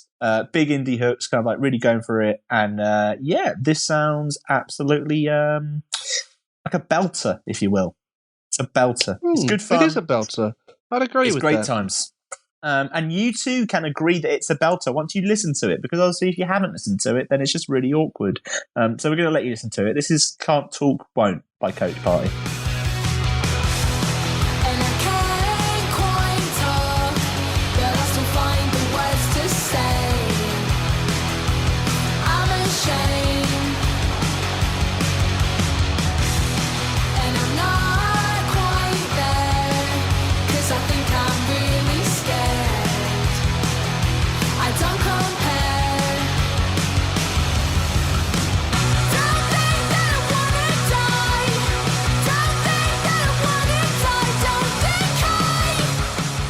Belter. See? Told you.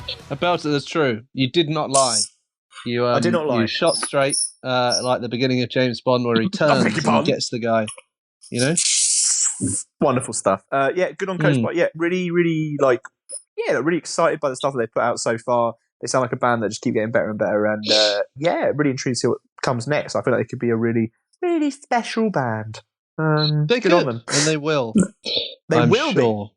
Be. Speaking of special bands, yes, there's a rapper who isn't a band.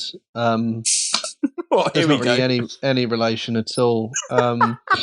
You heard of Cardi B, Jamie? I have heard of Cardi B. Have you heard of Cardi K-pop B. sensations Blackpink? I have. They are sensations. That is true. Have you heard of the new Blackpink and Cardi B song, Bet You Wanna? I haven't until now. Well, what? Here we go. Explain it to me, Jake. What's happening here? Well, what I think is interesting about this, so Blackpink, K-pop, we were talking about BTS before, and their kind of all English song that kind of attempt to make K-pop more mainstream in the West. It's got a massive cult following over here, but like really hit the charts in a way it hasn't before. And this feels like a similar thing, like Blackpink linking up with Cardi B. Cardi B is also linked up with a huge Latin American star who I cannot remember the name of. I only heard the song a few hours ago and was like, wow, another one. And she did the song, obviously, WAP with Megan Thee Stallion. So she feels very much to be on a feature hype right now. On the collaboration run, isn't she, at the moment? That's very true. Exactly. And I think this is one of the more interesting ones because, obviously, WAP was just a classic sort of trap banger, I guess, really. Yeah. And then she has done tracks partially in Spanish before as well. She's been really open about that side of things. So this is the one that's a bit left field for me because this is the one where I'm like, oh, and also just a track with K-pop superstars. Okay. Yeah. Well, I guess like Blackpink as well. Of like, I saw it on the New Music Friday. Big.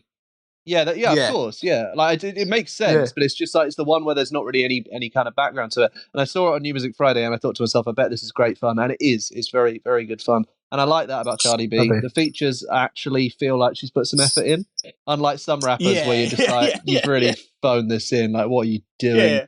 So yeah, this works really well. Yeah, and Blackpink, I think are definitely. I mean,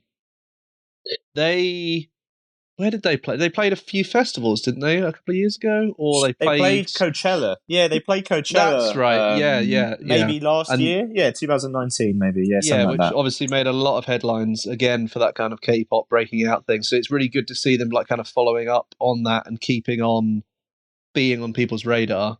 And they're also just great. So it is, anyway. Yeah, 100%. They're like a proper huge band, and it's kind of interesting to see them kind of like linking up with someone like Cardi B, I guess, as well. Like it's very like it's like another step, isn't it, in the K-pop revolution? If you will. Exactly. So this is Blackpink and Cardi B with "Bet You Wanna." The car keys drive me crazy. Cardi a good catch, but you gotta chase me. Grab my waistline, but don't ever waste me. Turn on, please me, but don't ever play me. One of a kind, you can't replace me. Time to shine, I buzz down the AP. The stakes is higher. Let's do what we both desire. On God, like I'm in the choir. I bet you if you make me sweat, I still be on fire. You wanna touch it, cause you wanna run my love. I know you wanna. From the club to the tub, you said you wanna. Give me an all-night hug, I bet you wanna. I bet you wanna. I bet you wanna. I bet you. There it is, Jamie. There it is. Big song. If you want some more K-pop info, if you will, got a little thing for you. If you head to the Dork website, we've got together a big K-pop guide. Top of the K-pop, if you will. Yes, Abby, who has been on the show before, is a huge K-pop fan and has put together a cheat sheet for anyone who, like me, is pretty clueless but wishes they weren't, I guess. Exactly, and also it's like, everyone knows, for example, we've talked about BTS on here, obviously just talked about Blackpink. This kind of, I guess, takes you into the other acts and names who are kind of like making a scene, if you will, doing a bit of damage, Exactly. Jumping into frame. And you can find it all there.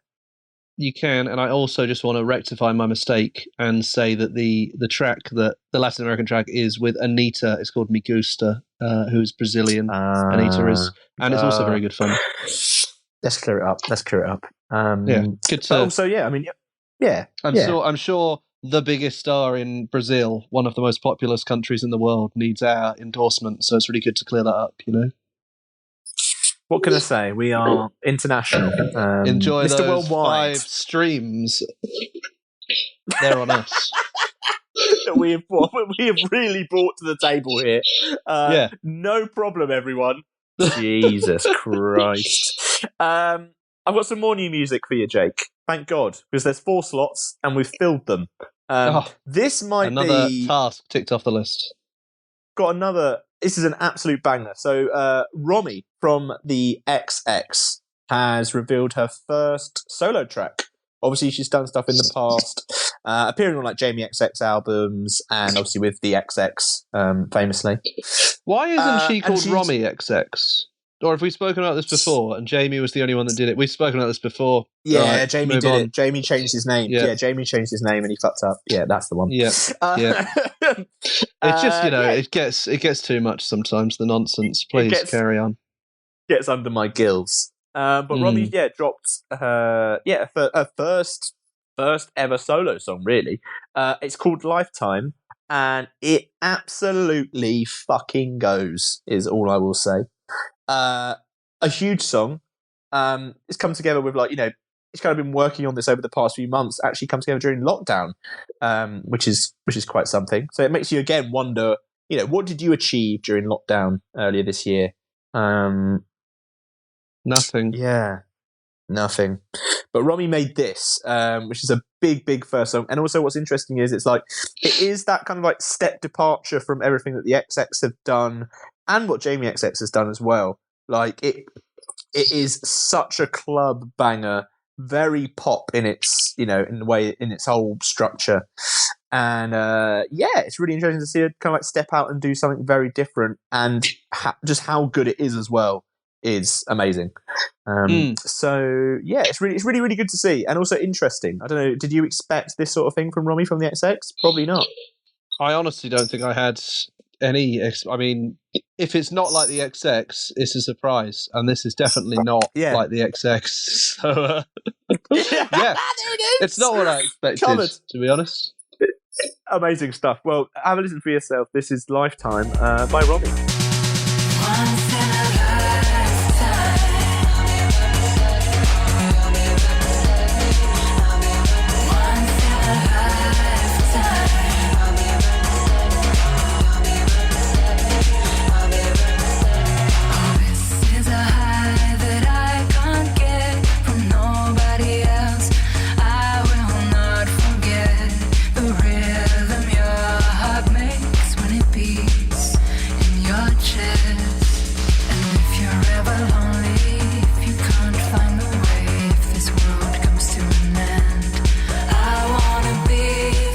Big song, potentially one of my favourite songs of the year. I'm saying it now. Wow, the double seal of approval, the Jamie Muir stamp.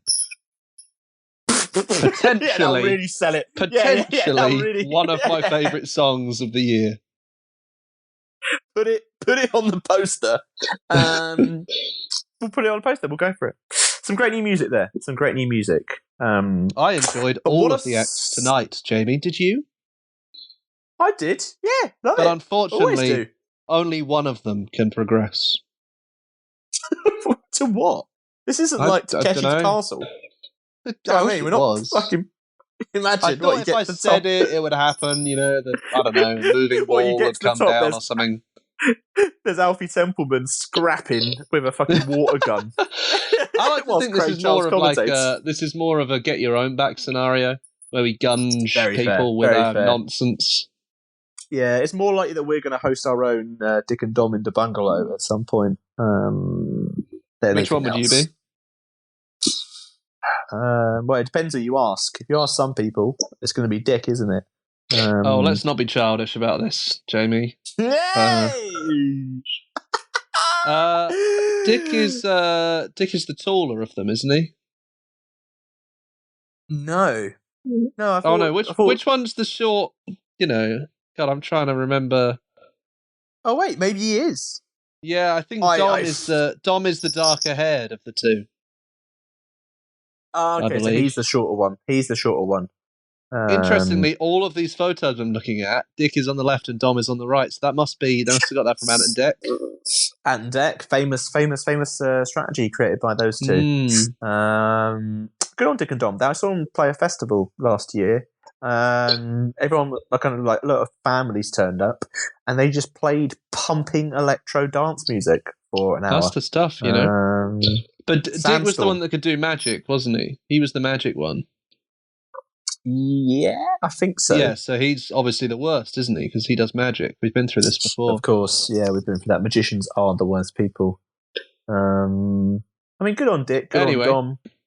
Good on Dick. Let's move on to the album of the week. Yes, albums.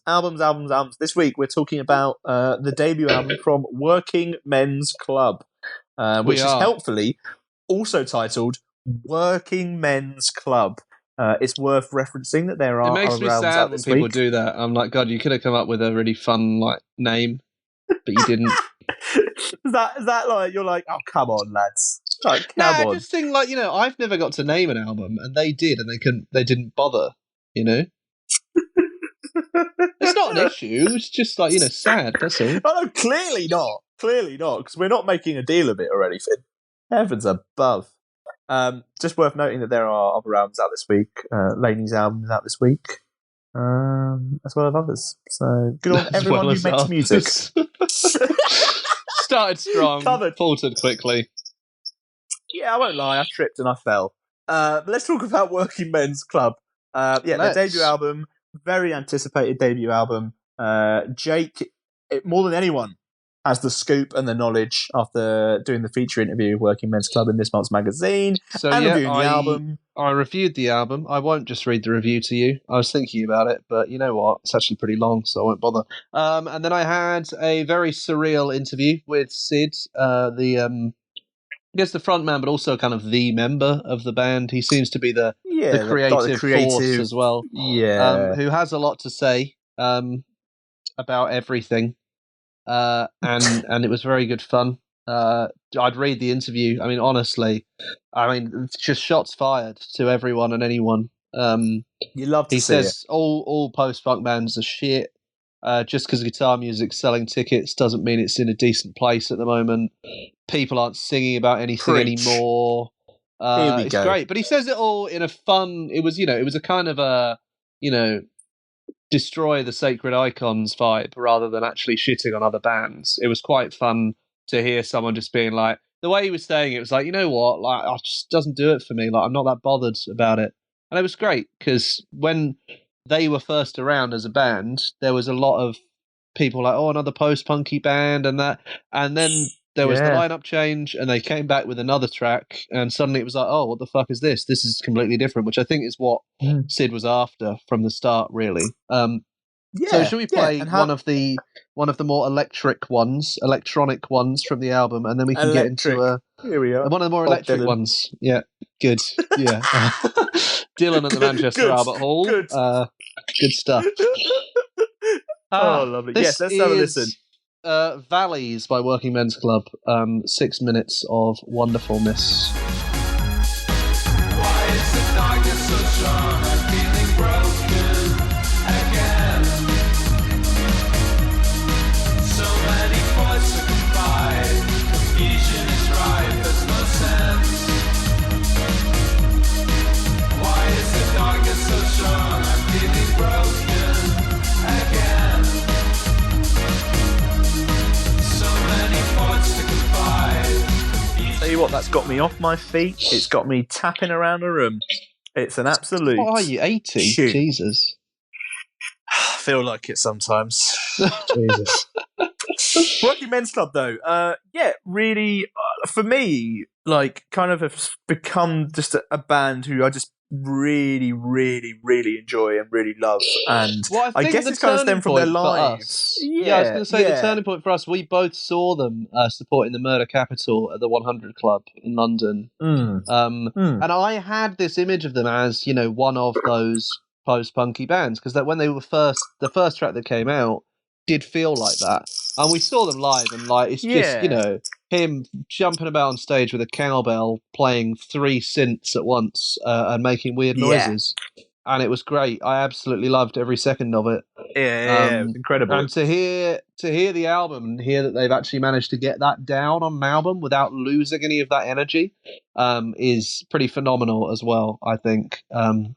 Yeah, because it's very hard for a live band. It's the thing which I think all these bands who are really, really great live kind of talk about is this sense of trying to get it down on record is really hard.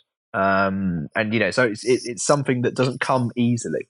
And I feel like they've really captured that on this album, and they've captured kind of everything about them. That when you see them live, and you sit there and you're just like, man, this feels like this late 80s feel. There's a mixture of like that New Order kind of like early Manchester kind of like acid house kind of like everything along with that. You kind of get that feeling when you're watching them live. A lot of the Sheffield stuff as well, I think, is that was something he was keen to point out as well. Is obviously, I think there was this thing with him where he was saying like, obviously we're influenced by stuff that's already happened because like how could you not be? But he's like, I'm so keen to not be pigeonholed as a band who are doing, like, he was like, I never ever want whatever we're making to have revival at the end of it, no matter what it is, no matter how well received it is. I don't want it to have revival at the end of it. But yeah, he was saying like he loves Kraftwerk, Cabaret Voltaire, which is obviously the Sheffield influence, also a lot of the Manchester stuff. It seems like a real melting pot of stuff, and they made this mega mix, didn't they, before the album came out? Yes, And he said one of the reasons they did that was because he was like, I was really wary of us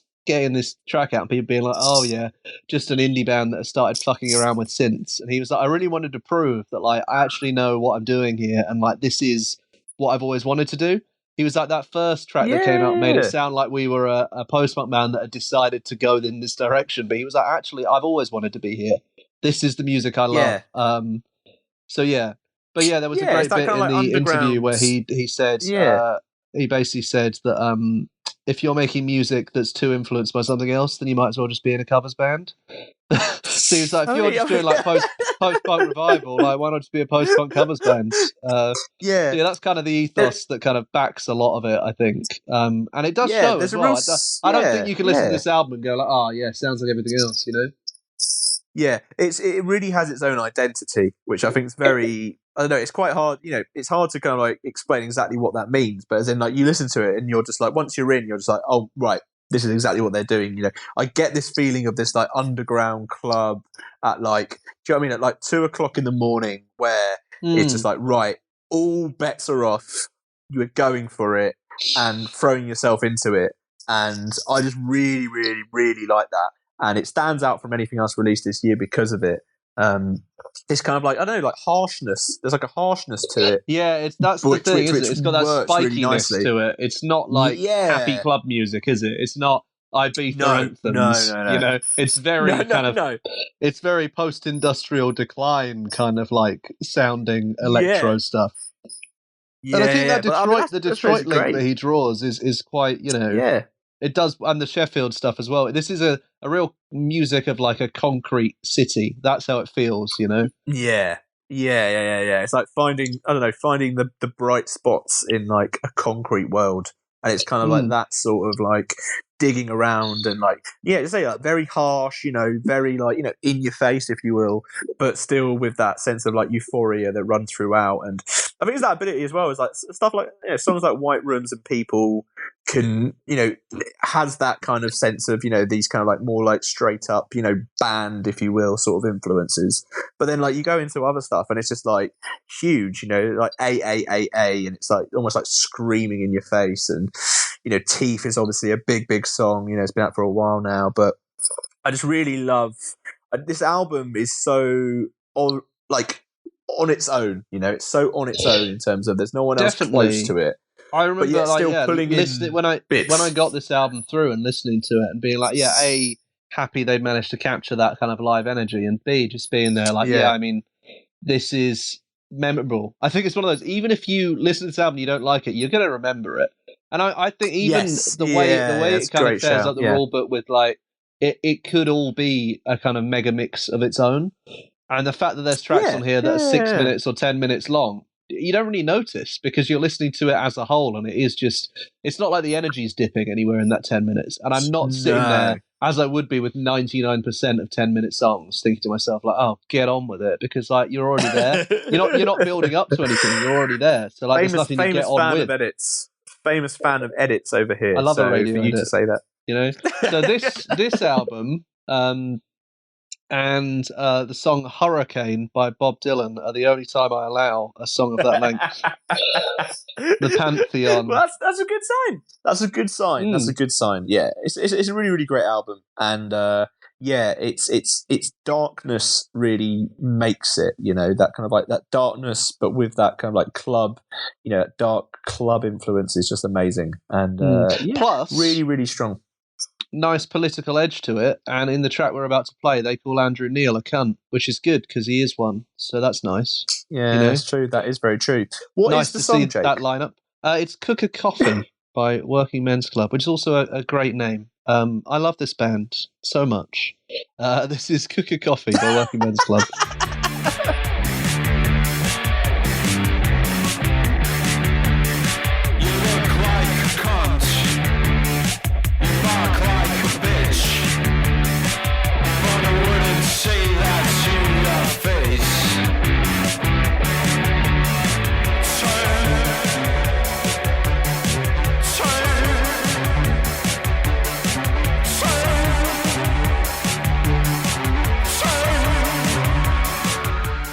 Wonderful stuff.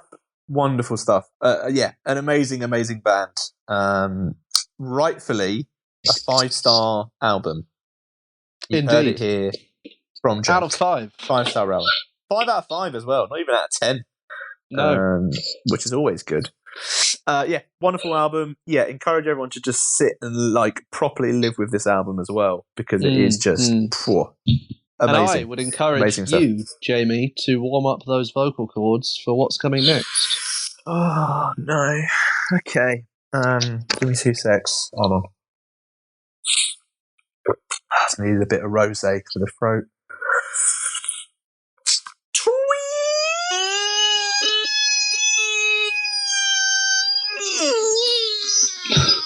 Of the week. Jesus, that sounded like Robbie Williams shitting himself. I'll tell you what, if he felt the same way I just felt doing that, then I understand. I felt like shitting in my hands there. Heavens above. There you go. Right. Put that shit in my hands and open the door. We've got some tweets to look at. We have some tweets. I'm just going to plow on with the tweets. So, first of all, Lil Nas X, yes. always great value on Twitter. We try and limit ourselves on repeating the Twitters, don't we? The Twitter accounts. Because otherwise you could just have the same 3 or 4 each week. But occasionally you want to loop back in, see how an old favourite's doing. And Lil Nas X is in a weird place right now, and he's tweeted, "If you all had a clone, would you?" As in, would you? Jamie? Would you? If you had a clone, would you? Would you? Would I? Would I? Would I? Get a 2 together rail card to save a third off rail travel throughout the UK. Yeah, go for a meal together. I don't think I would, to be honest. But then I guess Lil Nas X is gay, isn't he? So I guess he's got a whole different. Whereas to me, I'm like, well, I don't think I'm attracted to most blokes. So am I? You know, if I looked in the mirror, if I can look at Hollywood superstars with their top off and not feel anything, am I really going to look at my pasty, out of shape body and think, "Whoa"? I'm glad that we're having this moment of exploring your sexuality, Jake. We knew it would come to this on this show. We did, eventually. That's what we set this up for. That's what it was. I'll be honest. If Clooney isn't turning me on, I'm not turning me on. Yeah, probably not. But what would you get your clone to do if you had a clone? What would get the fuck out of my life? Hey, look, right? Okay, have you ever read? Have you ever read The Double by Dostoevsky or watched the film The Double? I have in seen which the film, a complete The Double. a doppelganger Yeah, takes over. yeah. I don't want that. If I get a clone, that clone is getting the fuck out of here, or I'm going to But behead this it and is bury it saying- under the train tracks. But this is suggesting that, I don't know, it's kind of suggesting that you would create the clone.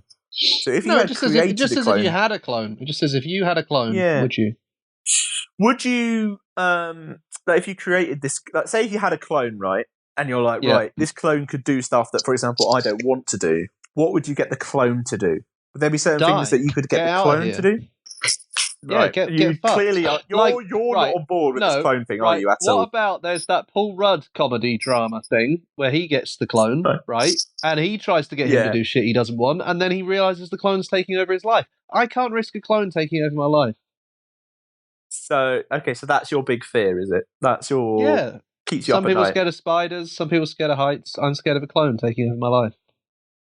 But what if the clone could, like, for example, like, what if Jamie, the clone could do I the don't stuff know you how don't much want to do? clearer I need to make it that I have taken over the life of a man who cloned me, and I don't want the same thing to happen to me.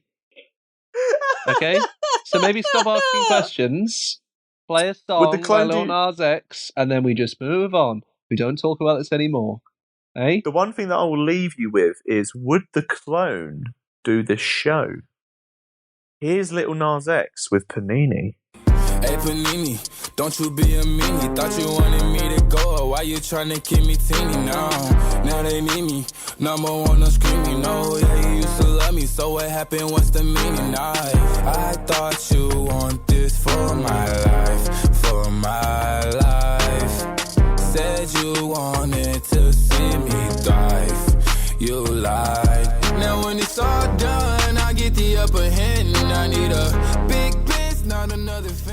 I could go Great for to a be joined panini. once again. I mean, you know, I don't know Wait a if minute. I'm a... Does Jake like I like- paninis? I mean, do I like paninis? Hey! I don't know, I like paninis, but at the same time...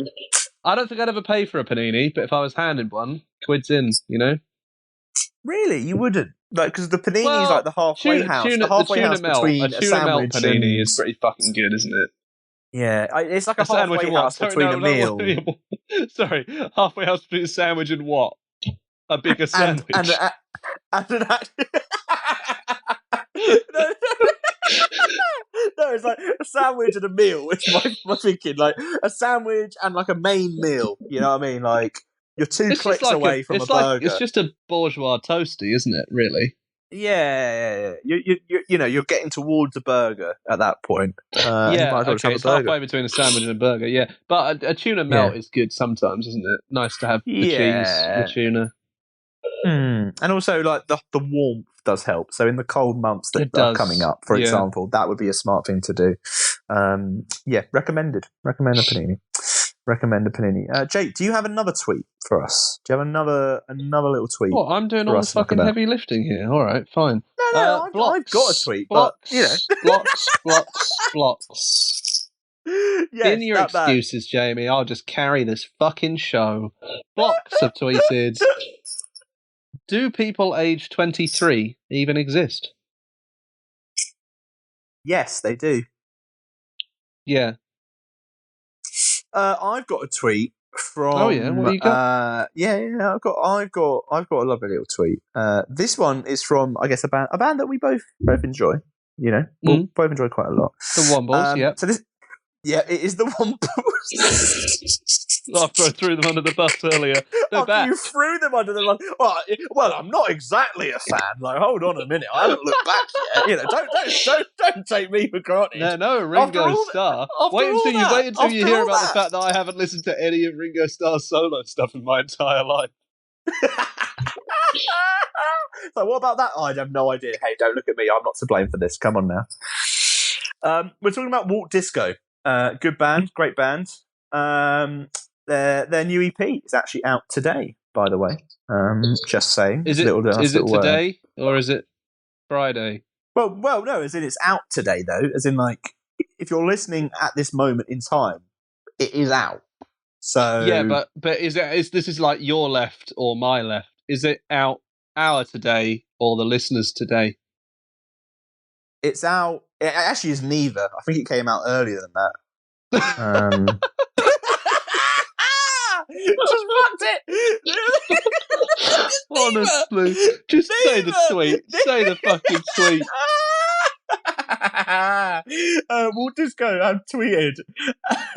So someone has tweeted. So they've just dropped a little smiley face, being like, Well, it's like the consented smiley face, isn't it? Yeah, It's like the face you have when you've just been handed a hot water bottle on a cold day.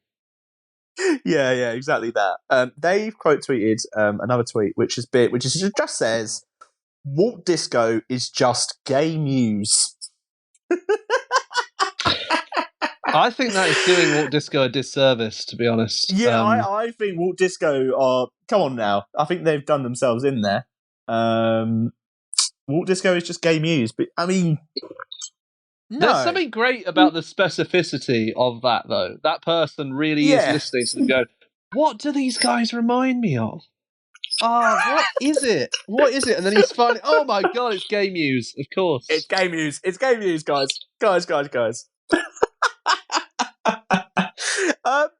No, I mean, let's be frank. Walt Disco aren't doing some weird space opera, drone-related, government is corrupt, Walt Disco elite, are just David Bowie if he was actually gay instead of lying about it. Jesus, here we are. Fucking hell. Well, no, he came out and said, he said he's gay and always had been, and then later on he was like, no, I did lie about that. I'm not being controversial, I'm just speaking the words of the man himself. The body's still warm, Jake. Heavens above. No, it isn't. It's been years. Especially keeping it in a fucking microwave oven, mate. It's not warm. Hey, we don't know what's going on there. That's what I'm saying. His ashes were actually scattered in barley, Jamie. Well, that's quite nice. Barley's nice. Yeah. Good on him and his ashes. But Walt Disco, yeah, I mean, that's disservice to them. They're a lot more. In fact, the comparison to Muse, musically, does it exist? I don't think it does, so. Really. No, Walt Disco haven't done a song like "Plug-in Baby" yet. That's all I'm saying. No, they might do. Knights of Sidonia coming soon. They might do. Yeah, no, I don't think so. I mean, Matey from Muse has been too busy doing his was it the Jaded Hearts Club thing, hasn't it? Have you heard about this? Let's not. We can't end the show on that. Jesus Christ!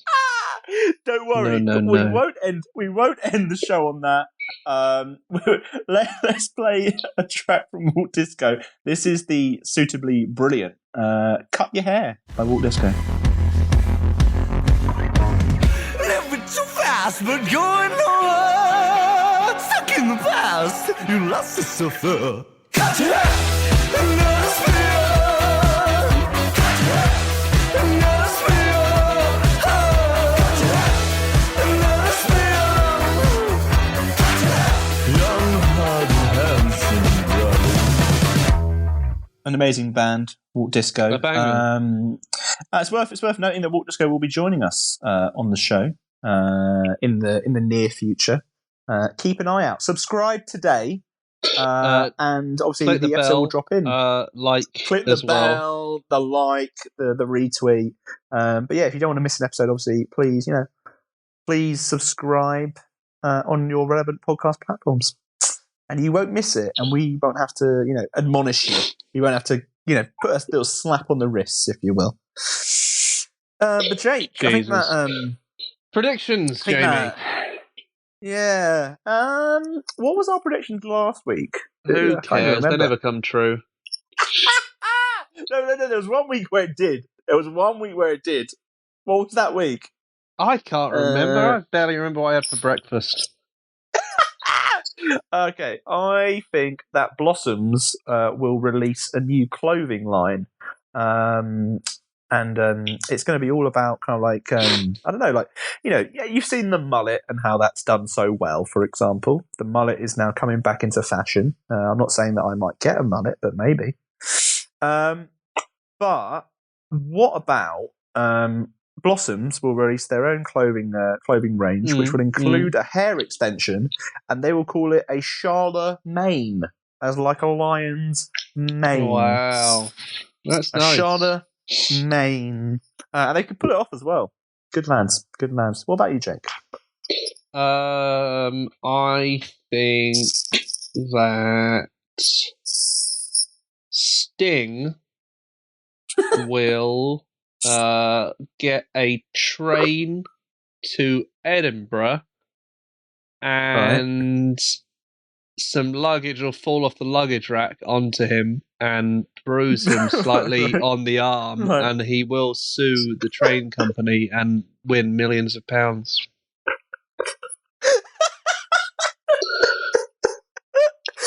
I mean, I wouldn't rule it out. That sounds more likely. That's why I said it, you know? I'm predicting, if you will. Exactly. I'm surprised that... Have you heard that Sting's making a load of money now because obviously Don't Stand So Close to Me, obviously. Yes, yeah. He's, he invented coronavirus. He did, the bastard.